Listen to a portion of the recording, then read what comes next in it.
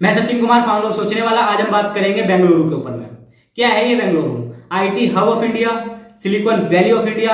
आजादी के टाइम पे बता दिया गया था कि फ्यूचर ऑफ इंडिया बेंगलुरु होने वाला है।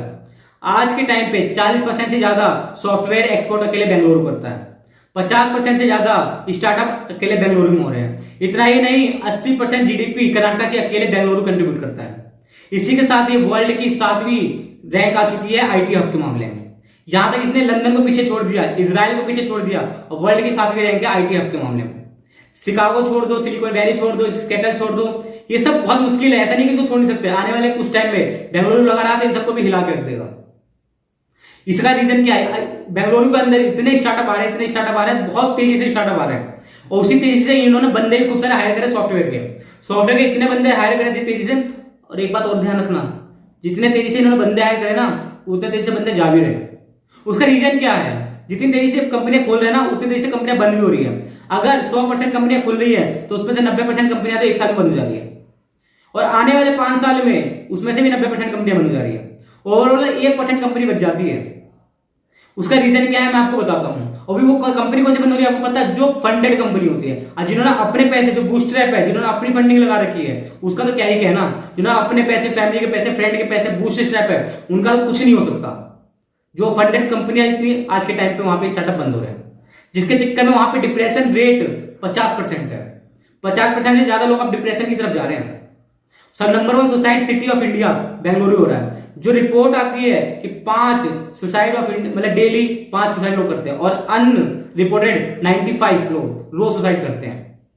इसके साथ साथ वहां पे सबसे ज्यादा डिवोर्स के केस भी बेंगलुरु के अंदर हो रहे हैं।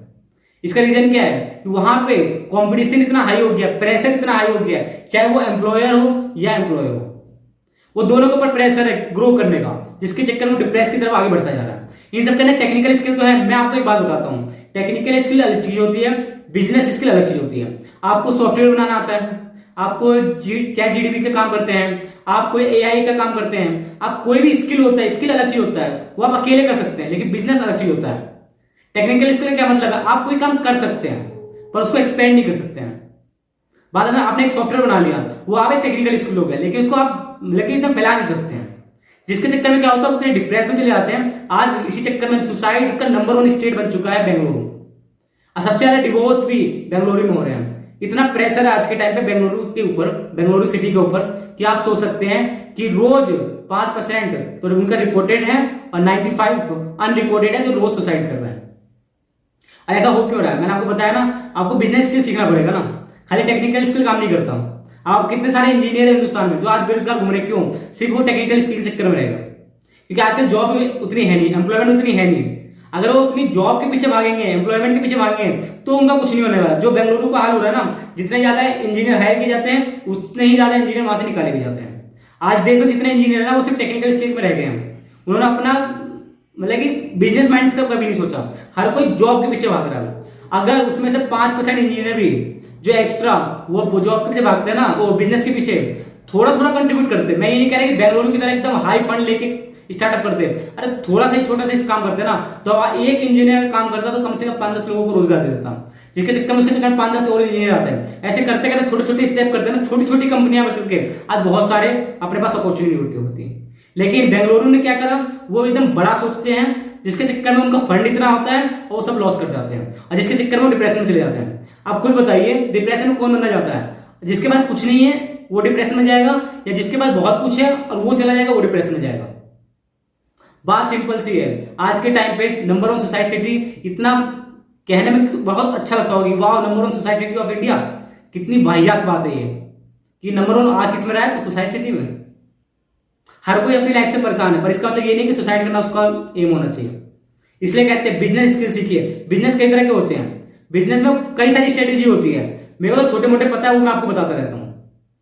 इसलिए मैं कह रहा हूं, डिप्रेशन से बाहर निकलिए, बेंगलुरु की तरफ ध्यान मत दीजिए। वो जो हो रहा है उसने अपना खुद जाल बना रखा है, इससे बाहर निकलिए, अपना स्टार्टअप कीजिए, छोटे लेवल पे कीजिए। बड़ा होना अच्छी बात है, पहले छोटे पे स्टेबल तो हो जाइए और उस माहौल से निकल जाइए कि आपको अगर फेल भी होते हैं तो आप डिप्रेशन में चले जाएंगे। ऐसा माहौल मत बनने दीजिए अपने आसपास कि अगर आप उस बिजनेस में फेल हो गए तो आप डिप्रेशन में चले गए, आप सुसाइड कर लिया, या फैमिली में आपके चक्कर में डिवोर्स तक की नौबत आ गई। तो ऐसा काम नहीं करना है। उन सब सिचुएशन को देखते हुए उससे आगे निकलना है।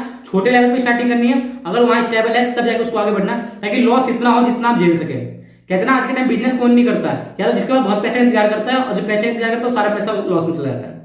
इसलिए बिना पैसे के जितना हो सके स्मॉल बिजनेस चालू करिए। अगर वो स्टेबल हो जाता है तो बहुत अच्छी बात है, नहीं होता तो मूव ऑन। जॉब तो है ना, आप अभी भी जॉब कर रहे हैं, बाद में भी जॉब कर सकते हैं, ऐसी कोई बड़ी बात नहीं है। इसलिए जितना हो सके ना अपनी लर्निंग पे ध्यान दीजिए।